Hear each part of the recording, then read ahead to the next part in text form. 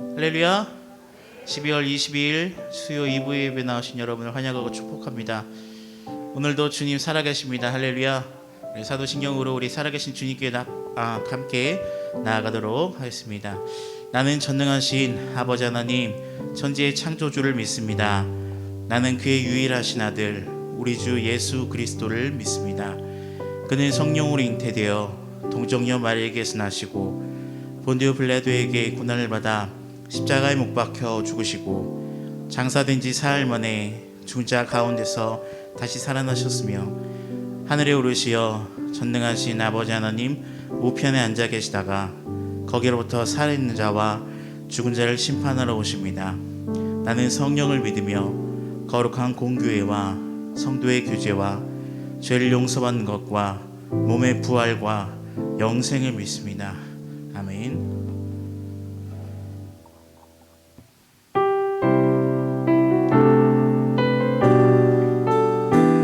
우리 함께 찬양합니다. 우리는 주의 움직이는 교회.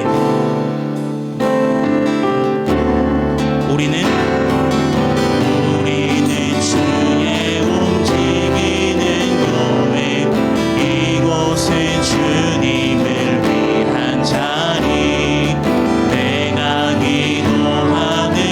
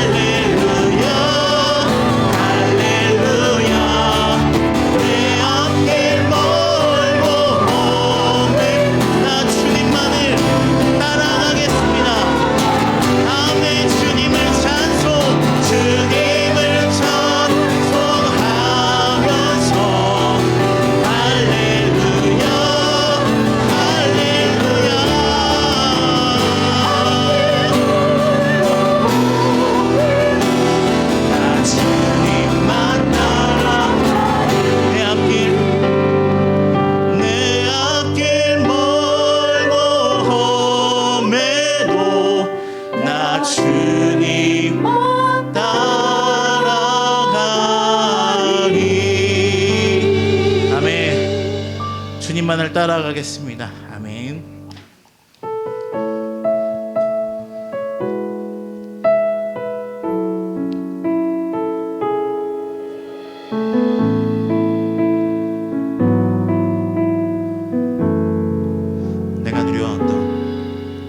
내가 누려왔던 모든 것들이,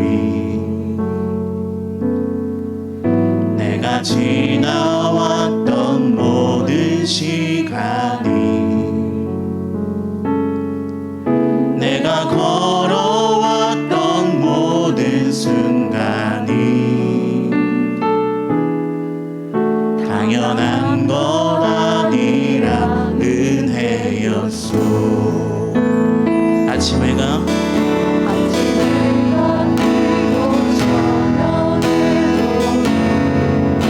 봄의 꽃향기와 가을의 열매, 변하는 계절의 모든 순간이 당연한 것 아니라 그대였소. 모든 것이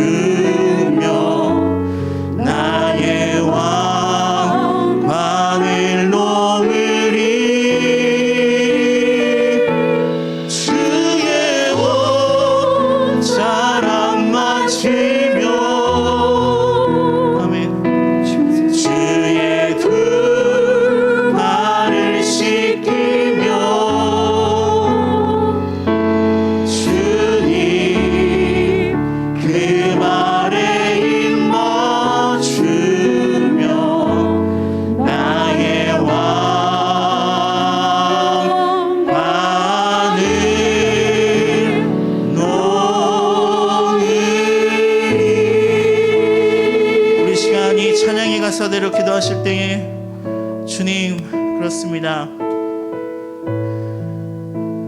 모든 것이 주님의 은혜였습니다. 뒤돌아봤을 때 그 한 발자국 한 발자국이 너무나도 고통스럽고 힘들었지만 내가 서 있는 것, 내가 앉아 있는 것, 내가 숨 쉬는 것조차 모든 것이 하나님의 은혜였음을 고백합니다. 주님, 그 은혜의 주님 앞에 내가 무릎 꿇고 엎드려 주님의 그 발을 씻깁니다. 나의 눈물로, 나의 옥합으로 주님의 그 발을 씻겨드릴 때에 주님 홀로 영광 받아주시고, 주님 이 시간 이 자리에 좌정하여 주시옵소서, 우리에게 은혜를 허락하여 주시옵소서라고 우리 이 시간 주여 한 몸에 치고 기도하시겠습니다. 주여, 주님 감사합니다. 모든 순간이 주님의 은혜였습니다. 내가 누려왔던 모든 것들, 내가 지나왔던 모든 시간들이 주님의 은혜였음을 고백하며 나아가니 주님, 주님 없이 된 것이 하나도 없고 주님 없이 아버지 하나님 이룬 것이 하나도 없는데, 아버지 내가 주님 앞에 무엇을 자랑하겠습니까? 내가 무엇을 주님 앞에 내세우겠습니까? 주님 없이 된 것이 하나도 없는데 주님, 이 시간 주님 은혜의 주님 앞에 아버지 내가 무릎을 꿇습니다. 좌정하사 나를 다스려 주시옵소서. 나의 옥함으로 주님의 발을 깨끗이 씻습니다. 나의 눈물로 주님의 발을 깨끗이 씻습니다. 나의 왕관을 내려놓기를 소망합니다. 주님 이 시간 좌정하사 우리에게 은혜를 허락하여 주시옵소서.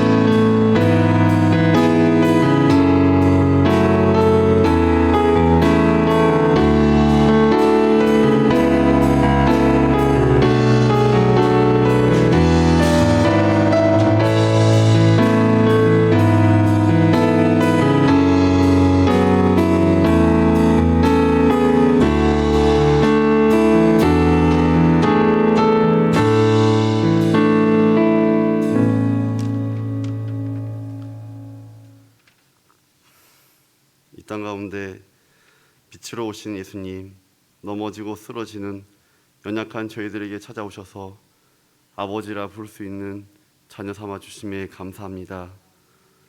코로나 가운데서도 예배드릴 수 있도록 은송교회에 모이게 하시고 믿음의 동역자들과 함께 이겨낼 수 있음은 주님의 은혜입니다. 우리들의 신앙이 주님을 믿는 믿음과 주님을 아는 지혜로 온전한 사람이 될 수 있도록 은혜 베풀어 주시옵소서. 성령의 열매는 사랑과 희락과 화평과 오래 참음과 자비와 양성과 충성과 온유와 절제라 하였습니다. 늘 성도 간에 겸손과 온유로 오래 참음으로 연약한 자들을 성령 안에서 서로 돌아보게 하시고, 가정과 삶의 터전에서도 사랑 가운데 하나 되는 주님의 자녀들이 되도록 축복하여 주시옵소서. 저희들의 입술이 만나는 이들에게 선한 격려와 위로의 말로 은혜를 나누는 자녀들 되기를 원합니다. 모든 일 가운데 강하고 담대하게 저희를 세워주시옵소서. 깨트림과 부음으로 말씀 전하시는 오보람 전도사님을 통하여 우리가 살아가는 이 삶 속에서 무엇이 값진 삶인지 참된 만족인지 깨닫게 하시고 들을 귀를 열어 변화받는 축복의 시간이 되도록 인도하여 주시옵소서. 빛으로 사랑으로 구세주로 오신 예수님의 이름으로 기도드리옵나이다. 아멘.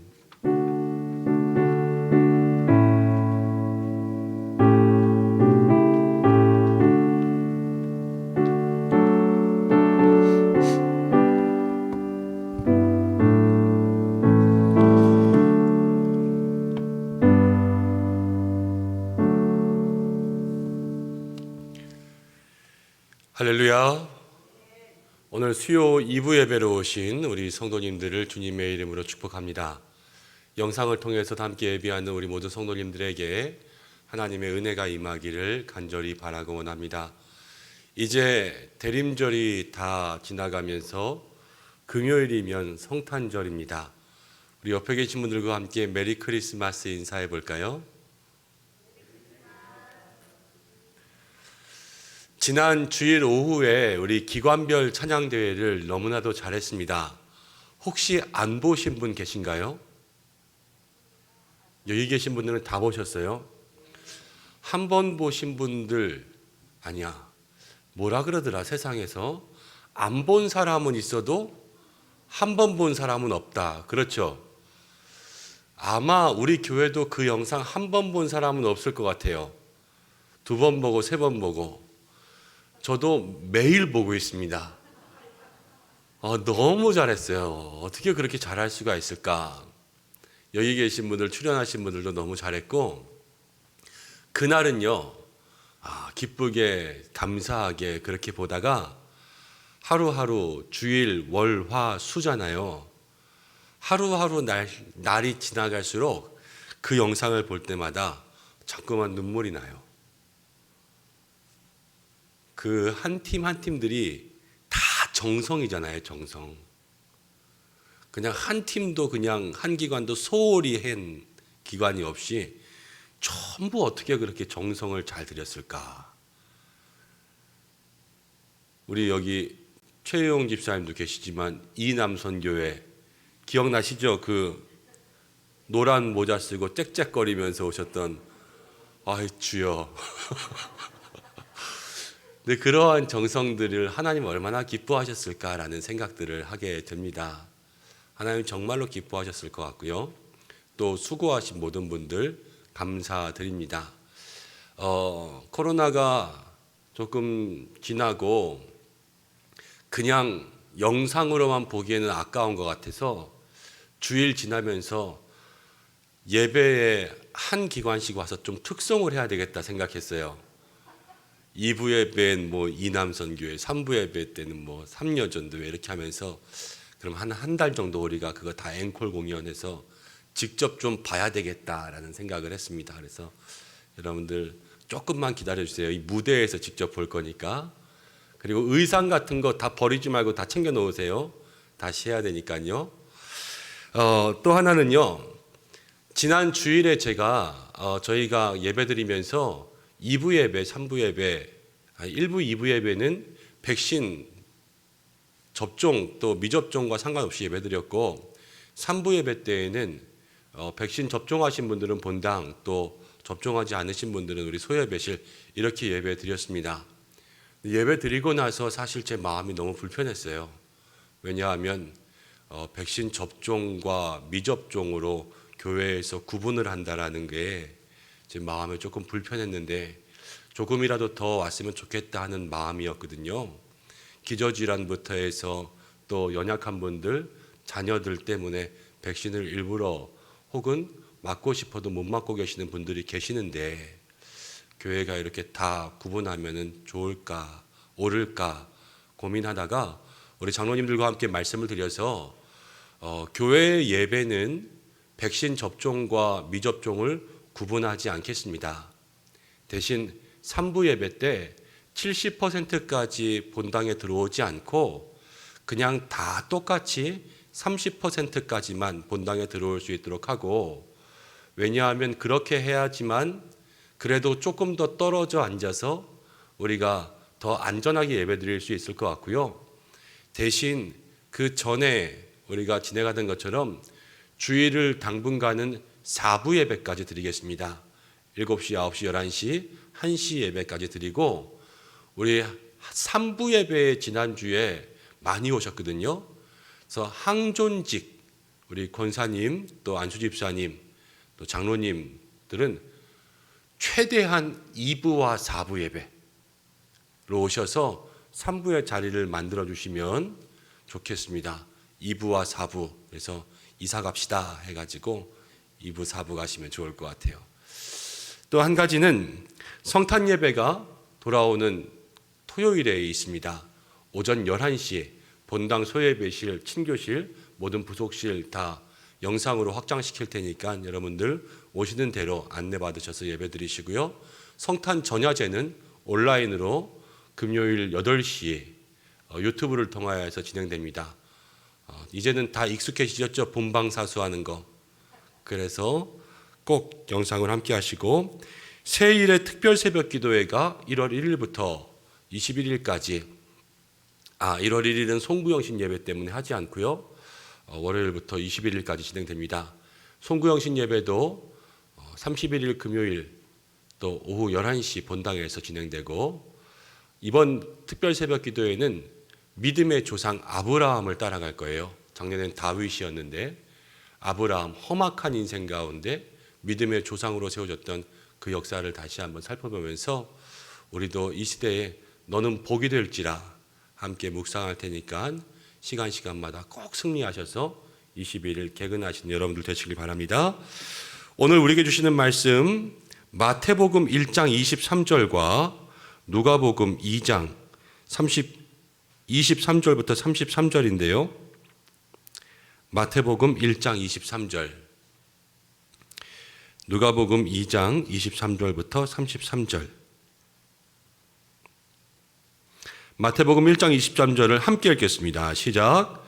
보라, 처녀가 잉태하여 아들을 낳을 것이요 그의 이름을 임마누엘이라 하리라 하셨으니 이를 번역한즉 하나님이 우리와 함께 계시다 함이라.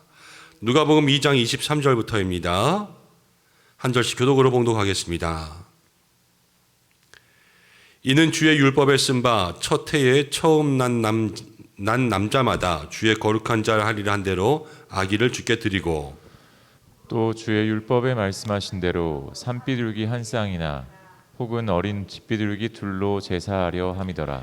예루살렘에 시므온이라 하는 사람이 있으니 이 사람은 의롭고 경건하여 이스라엘의 위로를 기다리는 자라. 성령이 그 위에 계시더라. 그가 주의 그리스도를 보기 전에는 죽지 아니하리라 하는 성령의 지시를 받았더니 성령의 감동으로 성전에 들어가매 마침 부모가 율법의 관례대로 행하고자 하여 그 아기 예수를 데리고 오는지라. 시므온이 아기를 안고 하나님을 찬송하여 이르되 주제여 이제는 말씀하신 대로 종을 평안히 놓아주시는도다.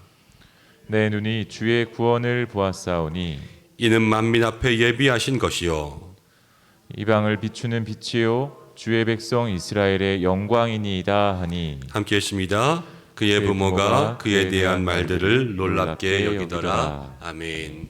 우리 주보에는 오보람 전도사님께서 설교하시는 것으로 정해져 있습니다.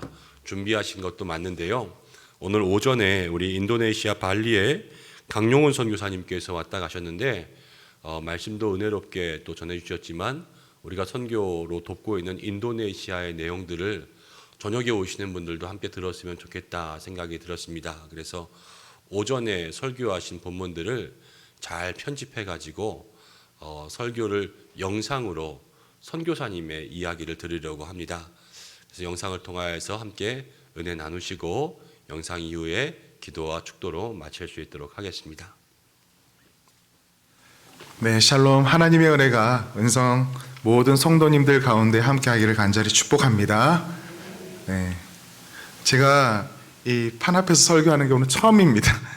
네, 제가 한국을 떠나기 전에는 이렇지 않았었는데 지금의 상황이 조금 안타깝지만 그 가운데서도 하나님의 위로하심이 우리 모든 성도님들 가운데 함께하기를 축복합니다.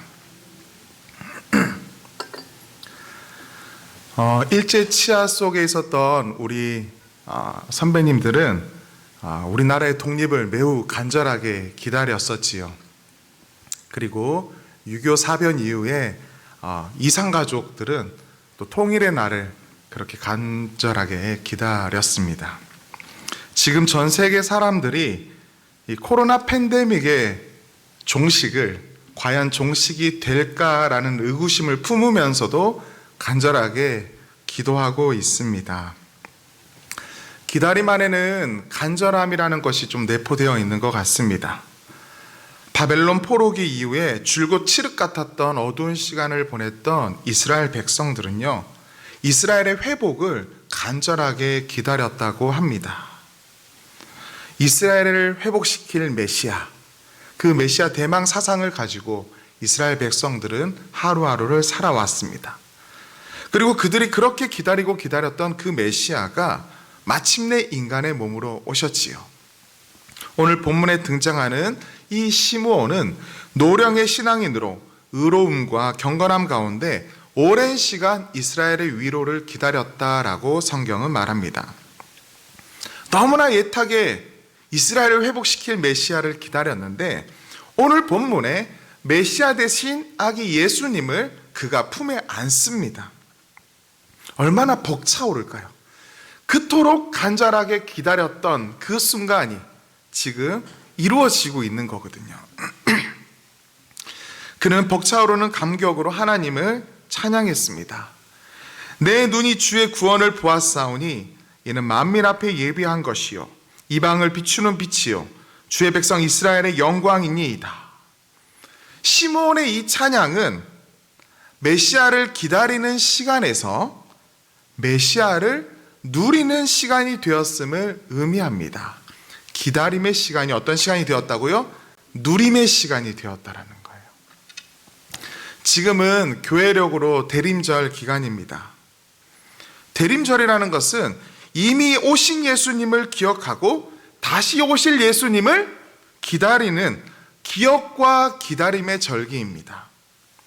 이미 오신 예수님에 대한 기억은 예수님께서 남기신 선교적 사명과 더불어서 이 교회의 존재 이유가 되고 있습니다. 또한 다시 오실 예수님에 대한 기다림은 영원한 하나님 나라로 이어지는 이 종말론적인 신앙 개념과 신앙적인 개념을 포함하고 있습니다. 그런데 현대인들, 오늘을 살아가는 이 현대인들에게 있어서는 이 예수님에 대한 기억과 이 기다림이 점점 사라지고 있는 것을 느낍니다. 왜일까 생각해 보았습니다.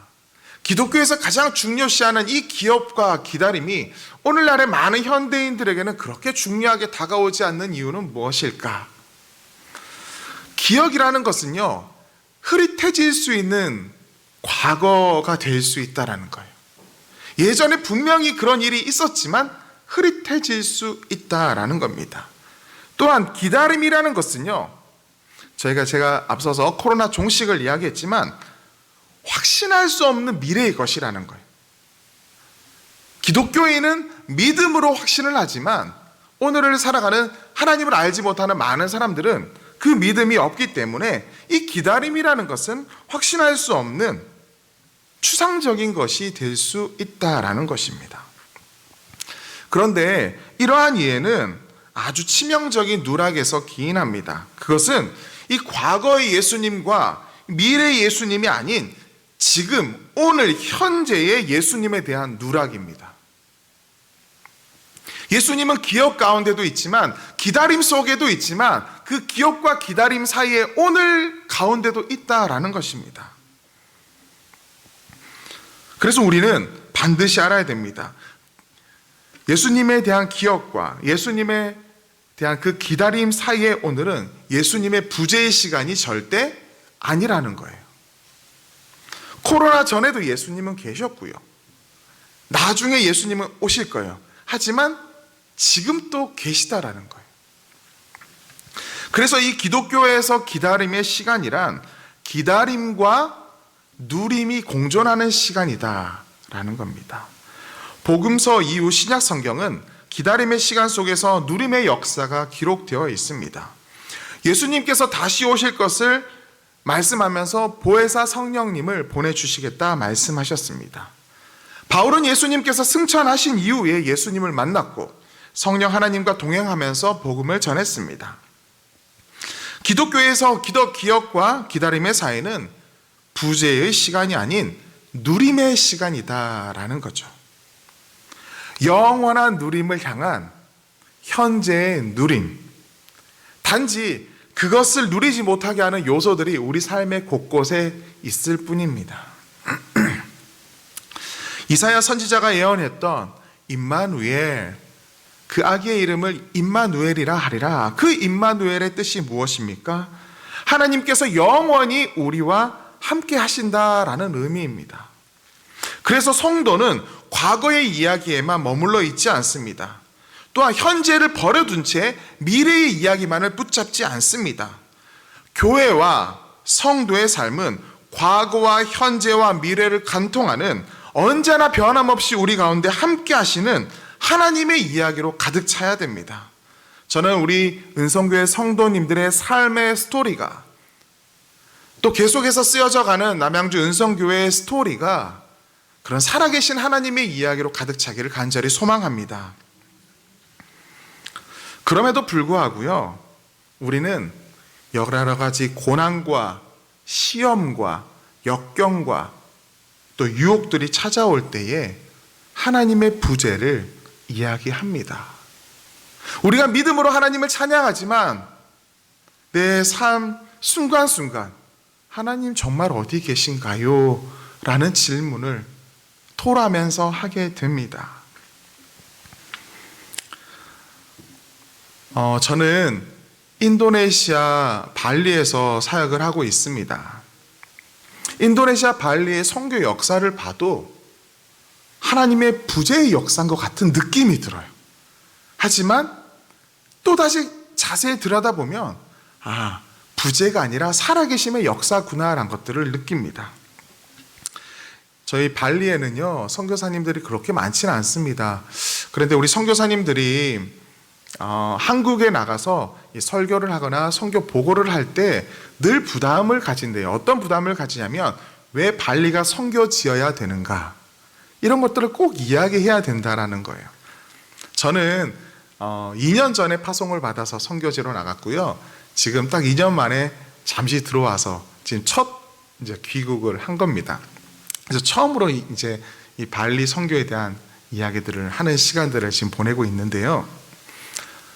제가 인도네시아로 선교사로 간다고 했을 때 많은 분들이 어떡하냐고 이렇게 이야기하더라고요. 어떡하냐고, 잘 지낼 수 있겠냐고, 기도하겠다고. 그 간절한 눈빛이 잊어지질 않아요. 근데 더 잊어지지 않는 눈빛이 있어요. 근데 인도네시아 어디로 가요? 그러니까 발리로 갑니다 하니까 갑자기 눈빛이 바뀌면서 부러워요. 인도네시아 발리는 여러분들도 알다시피 관광지로 매우 알려져 있습니다. 관광지로 매우 알려져 있기 때문에 선교적으로는 조금 거리가 있다라는 생각이 듭니다. 소외되고 있다라는 생각이 듭니다. 사진 하나 보여주실래요? 네, 쭉 길게 나 있는 섬 중간에 빨간 점 보이죠? 네, 저기가 발리입니다. 그게 종교 분포도인데요. 저 빨간 게 종교가 어디냐면 힌두교예요. 힌두교. 인도네시아는 전 세계에서 이슬람교가 가장 많은 나라입니다. 무슬림들이 가장 많이 사는 나라가 인도네시아입니다. 그래서 인도네시아 선교는 무슬림 선교다라고 보통 정의를 하는데요. 제가 살고 있는 발리는 힌두교가 약 90%입니다. 그래서 여러 큰 섬에서 그 무슬림들에 의해서 이제 패배를 당한 그 힌두 왕국의 사람들이 그 힌두 정신을 지키고자 모인 섬이 이 발리 섬입니다. 그래서 발리 주정부는요, 이 힌두를 지키려고 노력하고 있고요. 또 인도네시아 전체적으로는 무슬림을 이제 이슬람교를 심으려고 되게 노력하는 지역입니다. 그 사이에 이제 기독교가 이제 고군분투하고 있습니다. 저희 기독교인들의 퍼센테이지는 약 한 1% 정도로 이렇게 추정되는데요. 그 1% 중에 한 90%가 다 타지에서 오신 사람들입니다. 다른 섬에서 온 사람들이고, 발리 종족 기독교인은 0.1%가 되지 않는 미전도 종족 지역입니다. 그럼에도 불구하고 옆에 보통 단기 선교팀들이 이렇게 가거나 하잖아요. 그러면 옆에 한 기독교가 한 5%, 10%인 지역에서 선교를 하고 마지막 날 발리를 살짝 하루 들렸다가 간다고 하더라고요. 그래서 저희는 어떤 선교적으로 좀 소외된 지역이다. 그래서 발리에서 사역하는 선교사님들이 나갈 때마다 이렇게 이야기를 한다고 하더라고요. 사실은 저도 처음에 하나님께서 그곳을 보냈을 때 조금 의아했어요. 그래서 좀 다른 지역으로 보내시지, 이왕 선교사로 보내실 거면 장소만 이야기해도 눈물 나오는 곳 있잖아요.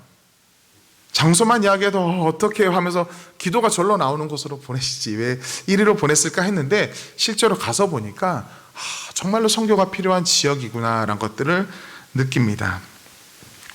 집집마다 힌두교 신에게 드리는 그 제사의 모습들을 매일매일 볼 수가 있습니다. 매일매일 볼 수가 있고요.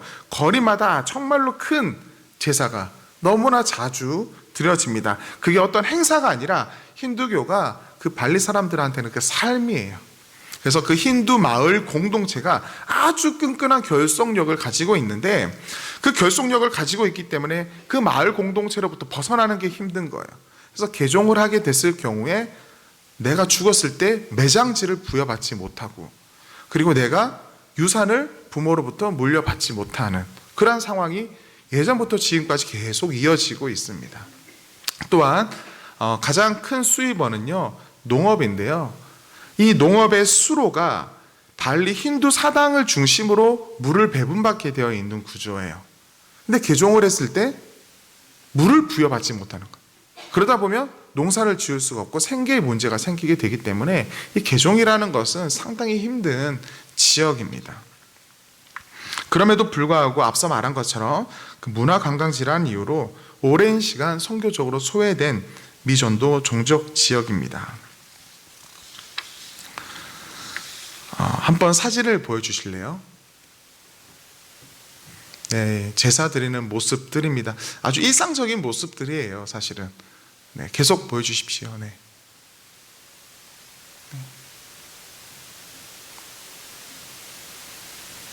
네, 이거는 그 마을 공동체 여성들이 모여서 그 제사를 위한 그런 것들을 준비하는 모습입니다. 네, 넘겨주세요. 네, 마을마다 너무나 많이 볼 수 있는. 이거는 뭐냐면 그 철의 신에게 제사를 드리는 거예요. 그래서 전날은 다들 일찍 퇴근을 하거나 아니면 아침에 모여서 오토바이, 자동차, 군인과 경찰들은 총에다가 이제 제사를 드리는 거예요. 그러면 전날 지나면 한 달 동안은 저 차나 오토바이, 총에 이렇게 문양이 이렇게 걸려 있어요. 그 제사를 드렸다는 흔적이죠. 네. 계속 그 경찰들도 저렇게 제사를 드리고 있습니다. 네. 이러한 분위기는 발리 선교 초기부터 지금까지 변함없이 유지되어 오는 모습들입니다. 1601년에 유스투스라는 네덜란드 선교사가 처음 발을 내딛었어요. 복음을 전하기 위해서. 그리고 첫 회심자가 나오기까지 약 280년의 시간이 흘렀습니다. 여러 선교사들이 가서 고군분투했지만 단 한 명의 세례자가 나오기까지 280년의 시간을 보냈어요.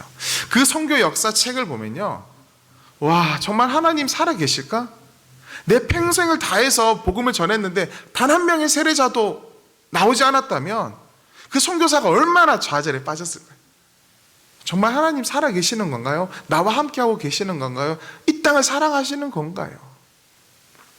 하나님의 부재의 토로가 될 수밖에 없는 역사입니다.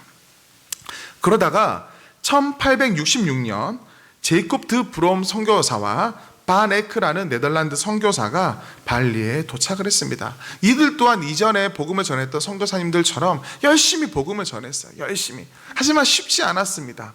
그러다가 7년 만에 첫 회심자가 나온 거예요. 그 사람은 이 고에스틴 와얀 까랑아슴이라는 사람입니다. 이 사람이 처음으로 발리 종족으로서 세례받은 사람이에요. 이 고에스틴 와얀 까랑아슴, 제가 짧게 와얀이라고 하겠습니다. 이 와얀이 회심했을 때 이 선교사님들이 얼마나 감격했을까요? 제이콥 드 브롬 선교사님이 세례를 주었는데 그 바네크라는 선교사님이 그 당시에 기사를 썼어요. 글을 써서 이제 본국에 보냈는데 그 첫 열매를 맺었다고, 그 기쁨의 감격의 글들을 이렇게 써서 그게 뉴스화 이제 신문에 나오기도 했었습니다. 그런데 너무나 안타까운 일이 벌어졌습니다. 이 와얀이 가족과 그 마을 공동체로부터 너무 큰 압박을 받기 시작한 거예요. 너무나 쉽지 않은 거예요. 그래서 극도의 스트레스와 신경질환까지 걸리게 된 겁니다. 너무나 힘들었다고 나와요. 너무나. 그러다가 결국 불안 증세를 보이던 이 와얀이 다른 사람들과 동조해서 자신에게 세례를 주었던 그 제이콥 드 브롬 선교사를 살해하게 됩니다. 이게 발리 선교 역사더라고요. 우리 조선의 선교의 역사는 믿음의 사람들이 처음에 씨앗이 되어서 그것들이 확장되는 불씨가 되었다는 역사가 우리나라의 역사가 선교 역사거든요. 근데 발리의 역사는 그렇지 않았다는 거예요. 그나마 타던 그 불이 꺼져버린 거예요. 자신의 첫 번째 교인, 자신이 세례준 첫 번째 사람, 발리 땅의 첫 번째 회심자, 개종자, 그 사람에 의해서 선교사가 죽임을 당하게 된 것입니다. 이 사건은 당시에 발리 사회에 큰 이슈가 되었고요. 정부에서는 발리 지역 선교 금지령을 내리게 되었습니다. 사진 한번 보여주십시오. 제가 선교사님 그 무덤에서 가서 찍은 사진입니다. 네. 그럼에도 이후로도 하나님의 사람들의 그 열정을 누구도 막을 수는 없었어요. 계속해서 선교사들이 복음을 전하고자 여러 방법으로 시도했습니다. 문서로 저걸 전도를 하려고 했고요. 성경을 배포하려고 했고요. 직접적으로 또 다시 전도를 하려고 했던 분들도 많았습니다. 그러다가 1931년, 그리 먼 시간은 아닙니다. 오래된 시간 아니에요. 1931년 이 장또항이라는 선교사가 발리에 들어왔습니다. 이 사람은 이 중국계 선교사인데요. 장또항이라는 선교사가 들어와서 복음을 강력하게 전했다고 나옵니다. 만나는 사람들에게 복음을 전했다고 합니다. 근데 이 장또항이라는 선교사가 복음을 전했을 때 사람들이 귀를 기울이는 거예요. 근데 이분이 갑자기 어떤 큰 능력으로 전한 게 아니라 사실은 오랜 시간 여러 사람들이 희생을 해갔던 그 과정 가운데 마음의 문이 조금씩 열리고 있었던 것이죠. 그러다가 이 장또항 선교사가 왔을 때 사람들이 마음의 문을 활짝 열고 귀를 기울이기 시작합니다. 어느 날 운달이라는 지역에서 예배를 드리는데, 어떤 지역요? 운달. 되게 중요한 지역이에요. 운달 지역에서 예배를 드리는데 반 로띵이라는 사람이 예배에 참석을 합니다. 근데 이 반 로띵이 어떤 사람이냐면 힌두교 리더예요. 그리고 힌두교 주술사이자 제가 아까 전에 말했던 그 발리 사원에서 수로를 공급하는 관리자였어요.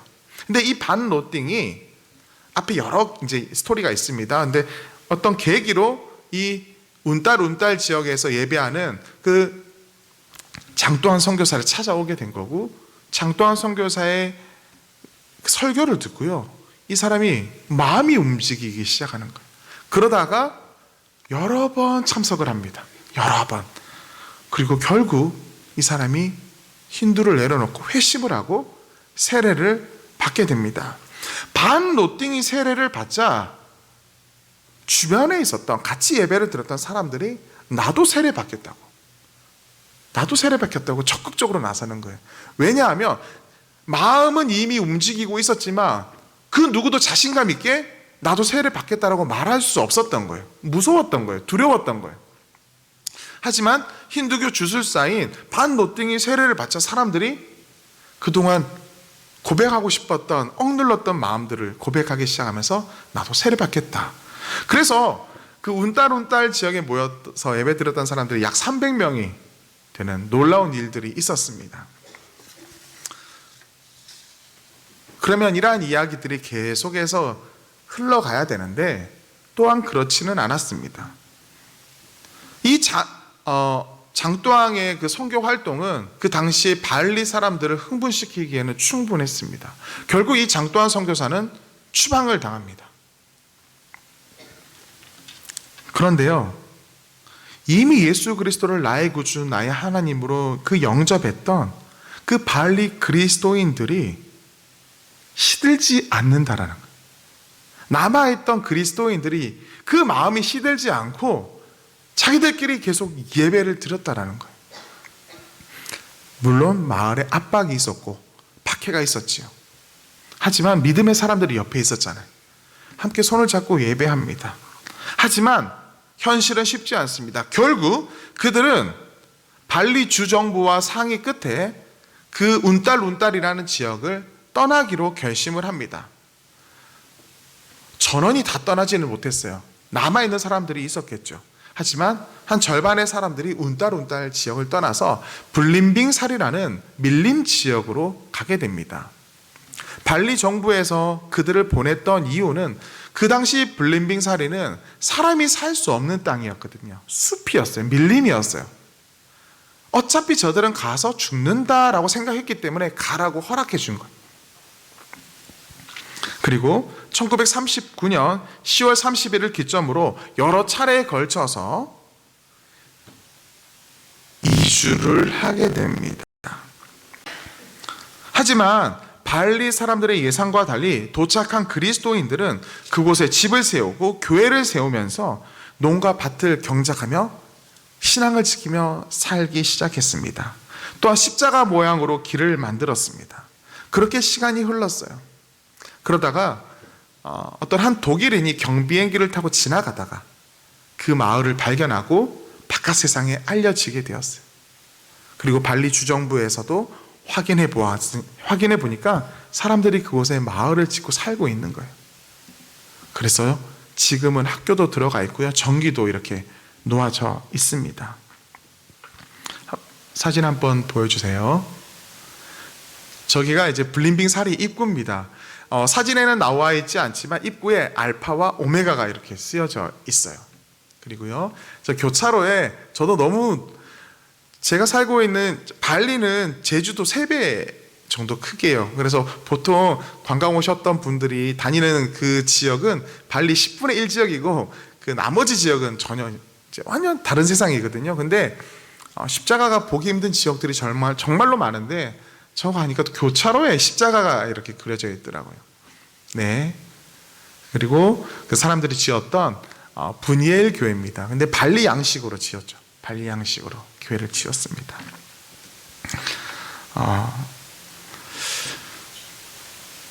발리의 선교 역사를 보면 기업과 기다림 속에 현재 하나님은 계시지 않는 것 같다라는 생각이 그 역사의 많은 페이지를 차지하고 있습니다.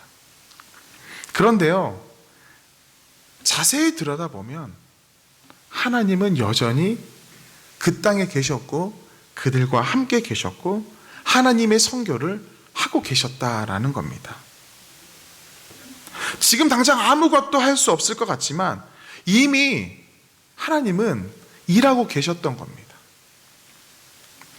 제이콥 드 브롬 선교사의 그 죽음 가운데서도 가장 슬프게 그 곁을 지키셨던 분은 바로 하나님이셨어요. 사랑하는 성도 여러분, 여러분들의 상황은 저는 다 알지 못합니다. 하지만 우리들의 인생이란 기쁘고 감사할 때도 있지만 사실은 절망과 어려움과 고난과 역경이 찾아오잖아요. 그 가운데서도 하나님은 우리와 함께하고 계심을 믿으시기를 바랍니다. 저는 약 2년 동안 사역을 하면서 이 땅이 정말로 척박한 땅이구나라는 것들을 많이 느꼈습니다. 하지만 그럼에도 불구하고 그 단단한 대지를 뚫고 올라온 그 복음의 싹을 보면요, 와, 하나님은 정말로 일하고 계시는구나 라는 것들을 발견하게 됩니다. 그래서 제가 짧은 선교의 기간이어서 제가 선교가 어떠하다 거창하게 말할 수 있는 사람은 저는 아닙니다. 하지만 적어도 선교사의 선교는 하나님의 선교하심을 발견하는 선교구나 라는 것들을 깨닫게 됩니다. 하나님이 선교를 하시고 내가 합력하는 거구나, 하나님은 일하고 계시구나, 이런 것들을 깨닫습니다. 우리 목사님께서 소개시켜 주셨는데 저의 주 사역은 학교 사역입니다. 제가 사역하는 학교가 임마누엘 초등학교입니다. 오늘 복음에 나온 임마누엘, 그 이름처럼 하나님이 함께 계시다라는 의미를 지니고 있으며 그것을 증거하는 학교가 되기를 소망하는 마음으로 이 13년 전에 세워진 학교고요. 그 세우시고 이끄셨던 선교사님께서 은퇴를 하시면서 제가 이어서 지금 사역을 하고 있습니다. 저희 학교가 있는 지역이 아까 전에 말했던 운딸 지역입니다. 그래서 그 당시에 블린빙 사리로 떠나지 않았던 사람들의 자녀손들이 다니고 있는 학교지요. 그렇다고 저희 학교 학생들이 모두가 그리스도인은 아닙니다. 저희가 360명의 학생들이 지금 재학 중인데요, 50%가 기독교인이고 50%가 힌두교인입니다. 아무리 기독교 마을이라고 한다 할지라도 비율적으로는 힌두교 숫자를 넘어서지는 않습니다. 그래서 약 한 10% 정도, 기독교 마을은 10% 정도 기독교인이 있고요. 다른 지역은 0.0 몇 %겠지요.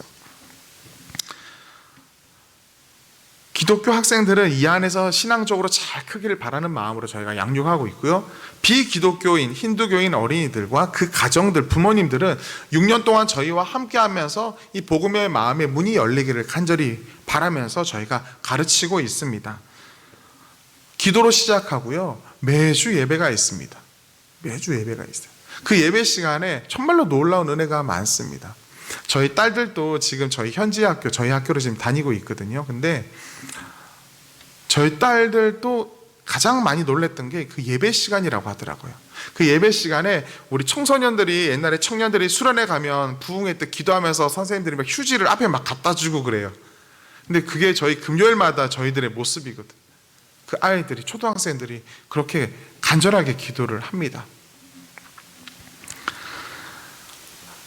발리의 모든 사람들의 그 삶은요, 힌두력에 의해서 움직이지만 저희 학교는 가장 큰 두 절기가 부활절과 성탄절, 그리고 개교 기념일이 중간에 있는데 이 세 가지가 가장 큰 이제 기점이 되고요. 가장 큰 행사가 뭐냐면 성경 암송대회예요.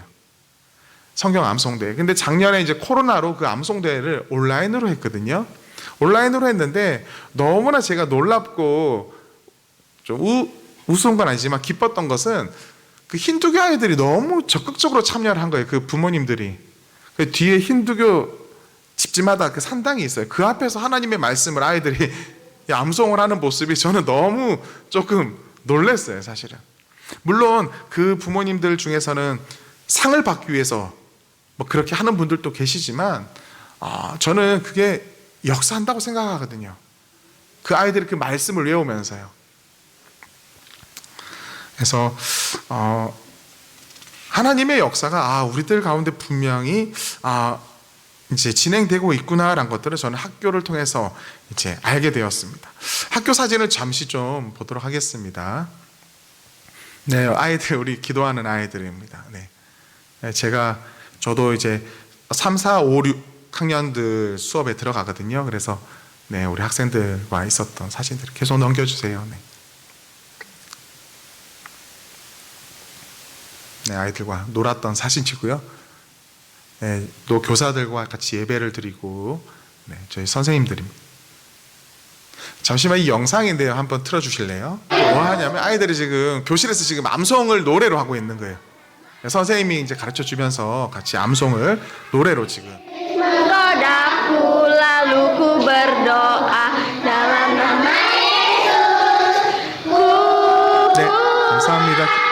네, 그리고 이제 코로나 기간에 그 선생님들도 많이 위축되어 있고요. 학교 전체가 많이 위축되어 있어서 어떤 이렇게 하면 우리 선생님들 좀 힘을 낼 수 있을까 생각하다가 저희가 이제 관악단을 만들었습니다. 그래서 교사들과 먼저 연습을 한 다음에 나중에는 우리 학생들 대면이 되면 학생들 관악단도 만들자 해서 저희들 선생님들이 지금 6개월 정도 됐는데 저렇게 또 열심히 연습하고 있습니다.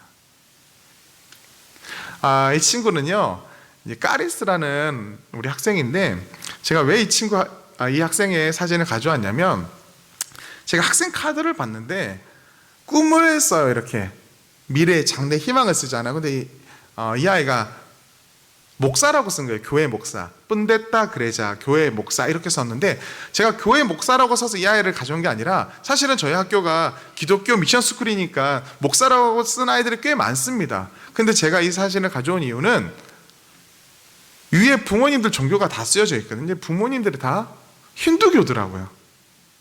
힌두교인데 아이가 교회 목사가 꿈인 거예요. 제가 너무나 놀라서 선생님한테 물어보니까 이 아이가 초등학교 저희 학교를 다니면서 예배 시간에 그렇게 즐거워한다는, 매주 성경을 이야기를 듣는 걸 가장 즐거워하는 아이 중에 한 명이라는 거예요. 그래서 제가 부모님을 직접 뵀습니다. 그래서 부모님한테 물어봤어요. 이 아이의 꿈이 뭔지 아십니까? 이랬어요. 웃으면서 뿜댔다 그래자요 이러더라고요. 교회 목사요. 어머니한테 어머니는 괜찮으세요?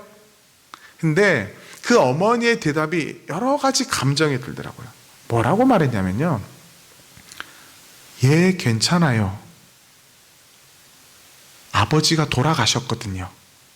이렇게 말한 거예요. 어머니의 마음은 이미 많이 열렸더라고요. 그래서 자기가 아들이 교회 목사가 되는 것에 대해서 자기는 인정할 수밖에 없고 자기도 임마누엘 초등학교에 대한 그 은혜를 잊지 못한다는 거예요. 그런데 괜찮다고 말했던 이유 중에 하나가 그 아이가 아버지가 돌아가셨어요. 몇 년 전에. 아버지가 돌아가셨거든요 라고 말하는 거예요. 힌두교인 아버지가 있었다라고 한다면 이 아이의 꿈이 분데타 그레자라고 쓰기가 쉽지 않은 상황을 이야기하는 거예요. 쉽게 말하면. 물론 하나님께서 쓰시겠다 하시면 그 아이가 그렇게 되겠지만 그 사회는 그런 사회가 아니거든요. 그러니까 어머니는 자기만 이해하면 되니까 괜찮아요 이렇게 말한 거였어요. 그러니까 그 말을 듣는데 이거 감사하다고 해야 될지 어떻게 표현해야 될지 모르겠더라고요. 그게 내가 지금 서 있는 이 땅의 현실이구나 라는 생각이 들었습니다. 사랑하는 성도 여러분, 기억, 기다림 그 사이는요 하나님의 부재의 시간이 아니라 임마누엘 하나님의 누림과 일하심의 시간인 줄 믿습니다. 저는 제가 사역하는 그 현장도 만만치 않은 현장이에요. 하지만 저는 절대 하나님의 부재의 시간에 내가 선교하고 있다 생각하지 않습니다.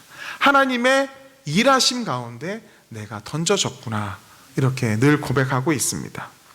물론 저도 참 연약한 사람입니다. 그래서 늘 하나님께서 함께 하심의 누림 속에서 기쁨과 감사 속에 살지는 못했다라고 고백을 합니다. 짧은 2년간의 시간이었지만 예상치 못했던 어려움들이 찾아왔습니다. 인도네시아에 도착해서 얼마 지나지 않아서 코로나 팬데믹이 찾아왔습니다. 그 누구도 경험해보지 못했던 선배들한테 배울 수도 없는 새로운 상황이 펼쳐진 겁니다. 특별히 델타 변이가 들어왔을 때는요 정말로 많은 선교사님들이 코로나에 확진되었고 아파했고 우리 교사들과 학생들도 정말로 많이 확진이 되었습니다. 그리고 교사의 부모님도 돌아가셨고요. 학생의 부모님도 돌아가셨고요. 사립학교다 보니까 경제적으로도 타격도 컸었고요. 그 와중에 학교가 또 홍수가 난 거예요. 홍수가 나서 1층을 물이 다 덮은 거예요. 제가 멍하게 쳐다봤어요. 처음에는 이건 지금 무슨 상황이지? 그때는 제가 인도네시아어를 이제 막 배우기 시작한 때였거든요. 어떻게 대처해야 될지 너무나 힘들더라고요. 개인적으로 가장 힘들었던 시간은 가족이 아팠을 때. 제 아내 김경진 선교사가 이 댕기열 바이러스로 이제 한 달 동안 누워 있었습니다. 근데 그때 옆에서 지켜보는데 뭐 방법이 없더라고요. 그런데 아내보다 더 가슴을 아프게 한 건 뭐냐면 자녀들. 저희 딸들 위해서 기도를 좀 부탁드리는데 이름이 은별, 한별이에요. 그 은별이가 14살이고 한별이가 10살인데요. 사실은 우리 첫째 딸은 선교를 가는 걸 반대했어요. 막 사춘기가 시작됐고 이제 친구들하고 정말로 재미있게 보낼 나이잖아요. 중학교 1학년 나이거든요. 그런데 선교를 간다고 하니까 너무 싫어하는 거예요. 너무 울었어요. 선교 가기 전에. 거기에다가 제가 제 딸을 저희 학교에 입학시켰잖아요. 아빠, 내가 왜 인도네시아어로 수업을 해야 돼? 영어도 아니고. 영어는 나중에 중학교 가서 하자. 거기에다가 친구들은 중학생이 됐는데 6학년으로 전학이 안 돼서 5학년부터 다시 시작하는 거예요. 자존심이 상하는 거예요. 아직 중학교 입학을 안 했어요. 이번에 7월 달에 하는데 또 내가 왜 5학년이 돼야 돼? 되게 힘들어했어요. 그런데 저희가 도착하고 한 3개월 정도 지났어요. 코로나가 막 시작되었고 교회는 모두 비대면으로 바뀌기 시작했을 때 저희 집에서 두 가정이 모여서 예배를 드리고 있었습니다.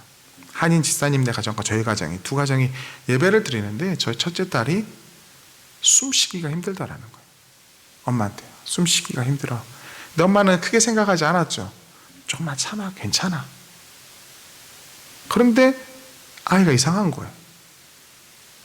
사실은 예배 드리다가 중간에 쓰러졌어요.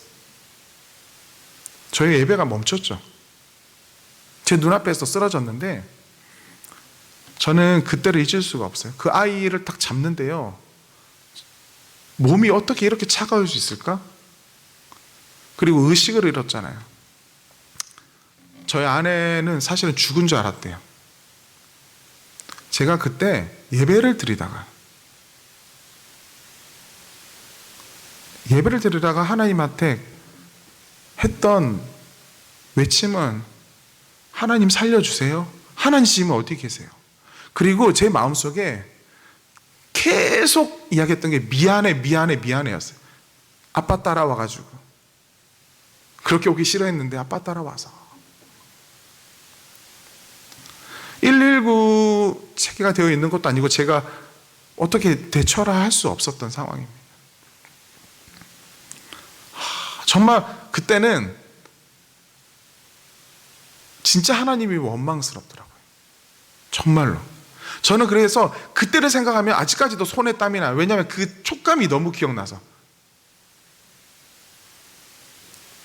그래도 너무나 다행인 것은 아이가 시간이 지나니까 저희가 대처하지 못하고 그냥 가만히 있는 그 상황 가운데 아이가 깼어요, 사실. 하나님 어디 계세요? 어디 계세요?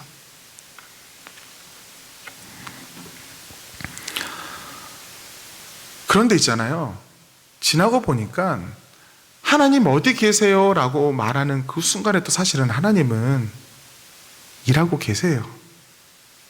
그런데 정말로 고백하기 힘든 것이 사실 그 상황이 닥치면. 코로나 팬데믹으로 인해서 총회에서 철수가 공고되었고요. 하지만 저희는 남아 있어야 된다는 그 사명감 때문에 남아 있었는데, 그 남아 있는 시간들을 통해서 코로나가 터졌기에 눈에 보이는 사람들이 있었어요. 사실은 그때는 제가 적응하는 데만 바빴었지 주변을 돌아볼 수가 없었는데, 코로나 팬데믹이 찾아오자 하나님께서 주신 그 사랑의 마음으로 이웃들이 이제 보이기 시작하는 거예요. 구제와 구원의 복음의 소식을 전할 사람들을 하나님께서 만나게 해주시더라고요. 내게 찾아온 팬데믹은 무조건 재앙만은 아니구나, 내 눈을 밝혔구나라는 것들을 고백하게 되더라고요. 홍수가 났던 그 학교는요, 오히려 그 이후에 많은 것들이 개선이 됐어요. 그래서 제가 그 상황을 인터넷으로 올렸었거든요. 인터넷으로 올렸는데 정말로 많은 사람들이 도와주셔서 저 1층이 아니라 2층으로 도서관을 올리고 새로운 도서관을 새롭게 오픈을 할 수 있었어요. 제가 1인 1도서 기부 운동을 좀 했으면 좋겠다라고 이렇게 했었거든요. 그래서 10,000원을 후원하면 6,000원으로 책을 사고 4,000원으로 이제 책장 같은 걸 구매할 수 있으니까 그런 거를 페이스북에 올렸는데, 이제 많은 분들이, 제가 알지 못하는 분들까지도 전해져서 지금 새로운 도서관이 또 생기게 됐어요. 김경진 선교사도 많이 회복이 됐고요. 사실은 제가 이번에 한국을 방문하게 된 가장 첫 번째 이유는 사실은 제 딸의 이제 건강 문제이기도 해요. 사실은 저희가 입국하기, 제가 2주 전에 입국을 했는데 입국하기 바로 전주에 또 쓰러졌었거든요. 똑같은 증상으로. 그래서 쓰러졌는데 아직 이유는 발견하지 못했어요. 아직 발견하지 못했고 어제 검진을 받았고요. 또 다음 주에 또 다른 뇌파랑 몇 가지 검진을 받는데, 저는 어떻게 생각하냐면 별거 아니다. 의사 선생님이 이거 그냥 스트레스예요. 네, 그렇게 나오기를 소망하고 있어요. 실제로 어제 검사를 했는데 의사 선생님이 그런 비슷한 뉘앙스로 말씀을 하시더라고요. 큰 문제는 아닌 것 같아요. 너무 걱정은 안 해도 돼요. 그 말이 너무 위로가 되더라고요. 그럴 수 있어요. 근데 당시 저는 처음 경험한 거라서 너무 놀랬지만, 그래서 검사하는 이유는 또 확신을 이제 선생님들을 통해서 얻기 위해서 이제 검사를 하는 건데, 또 하나님께서 발견하게 하시고 또 치유하게 하실 줄 믿습니다. 사진 한번 보여주실래요? 네, 그래서 코로나 이후에 제 눈에, 그리고 제가 만날 수 있었던 사람들이에요. 그래서 가서 저때 제가 기도하는 것 같잖아요. 근데 되게 인도네시아어로 멋있게 기도한 거 아니에요. 왜냐하면 제가 저때 인도네시아를 배우고 있었던 초급 단계였거든요. 그래서 제가 썼어요. 제가 인도네시아어가 이제 란짜르가 그러니까 능통하지 않습니다. 내가 믿는 하나님께 당신들을 위해서 한국어로 기도를 하고 싶어요. 그렇게 말하니까 다들 고맙다고 이렇게 기도를 같이 했습니다. 네, 그래서 넘겨주세요. 네, 처음에는 저랑 저 아내만 다니다가 이제 저도 이웃들을 이제 알게 되잖아요. 제 주변의 사람들. 그래서 인도네시아 이웃들과 같이, 근데 저 중에서는 믿는 분들도 있고 안 믿는 분들도 있죠. 같이 이렇게 또 다른 이웃들을 돕기 시작했습니다. 여기는 제 아내가 보육원에서 이제 멘토이자 아이들을 가르치고 있는데요. 이제 보육원 아이들과 찍은 사진입니다. 저희 학교인데 코로나 기간에 또 많은 은혜로 새롭게 컴퓨터실을 오픈할 수 있었고요. 또 넘겨주세요. 네, 여기가 새롭게 만든 도서관이에요. 예쁘죠? 네, 도서관입니다. 새롭게. 네, 감사합니다. 홍수가 터졌을 때 정말로 암울했었거든요. 네, 암울했었고 그 선생님들과 그 학생들 저만 쳐다보는 거예요. 근데 제가 어떻게 해줄 수 있는 게 아무것도 없었거든요, 사실은요.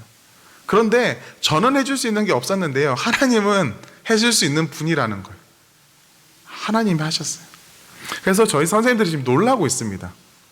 분명히 어려웠었는데, 분명히 어려운 상황인데 하나님이 함께 하시니까 뭔가 달라지고 있구나라는 것들을 이제 느끼는 거예요. 학부모들도 느끼는 거예요. 예상치 못한 어려움이 우리의 삶 가운데 찾아옵니다.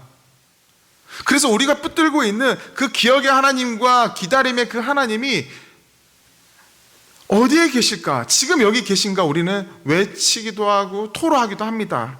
하지만 예상치 못한 어려움이 온다 할지라도 그 예상을 뛰어넘는 하나님의 은혜가 우리 믿는 성도들 가운데 함께 할 줄 믿습니다. 왜냐하면 하나님은 지금 일하고 계시기 때문입니다. 저는 이 모든 과정들을 통해서 또다시 하나 깨달은 것이 있습니다. 하나님은 믿음의 동력자들을 통해서 하나님의 일하심을 알게 하시는구나.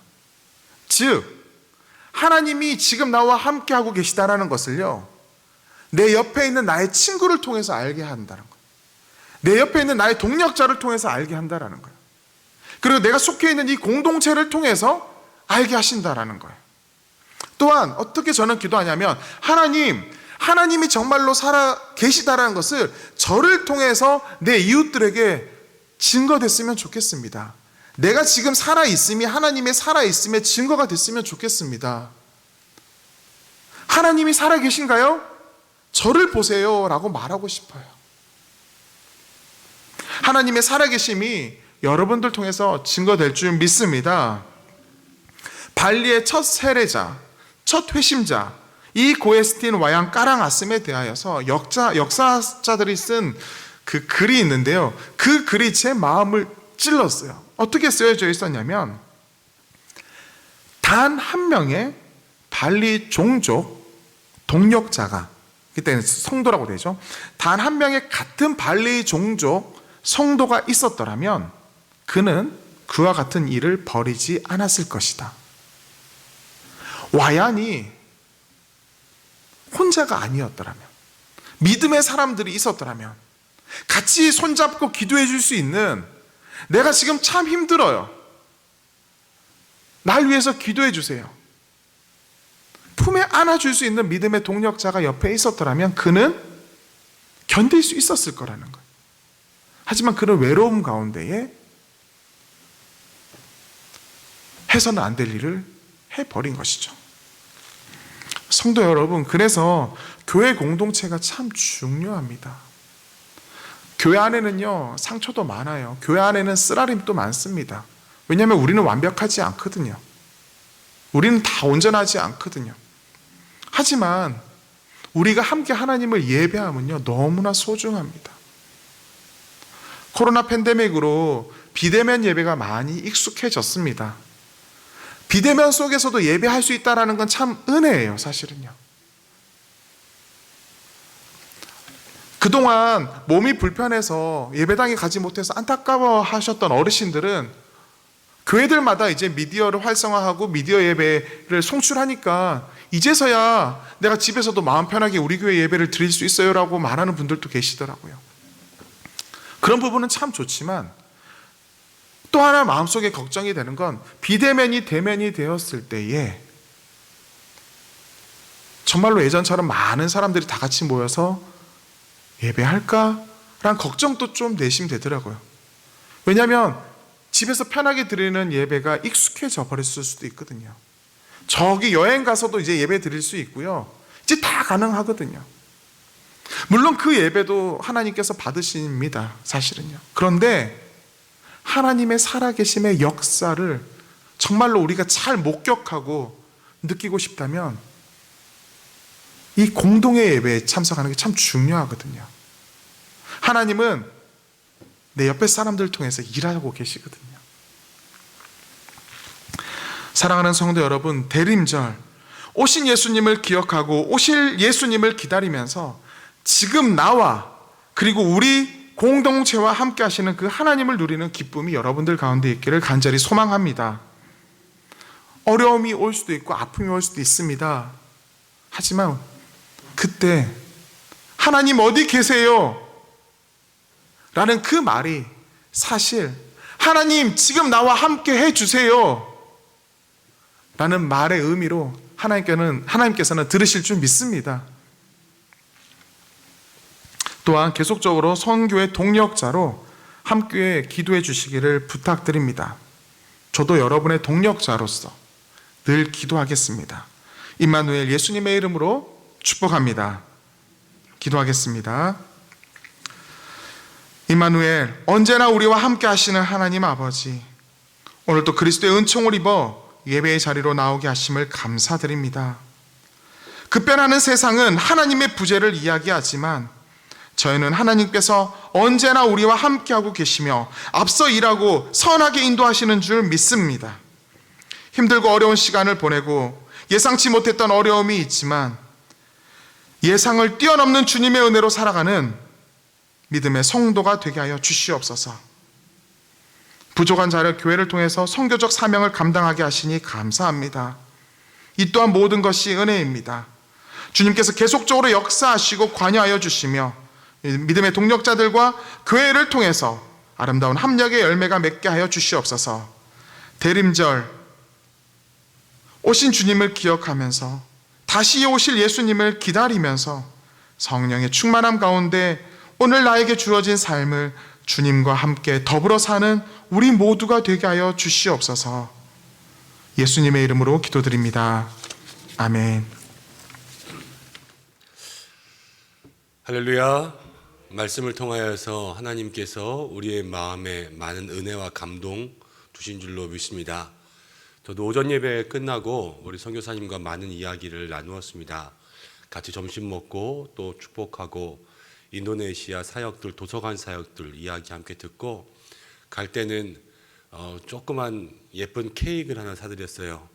애기들 성탄절인데 갖다 드리라고.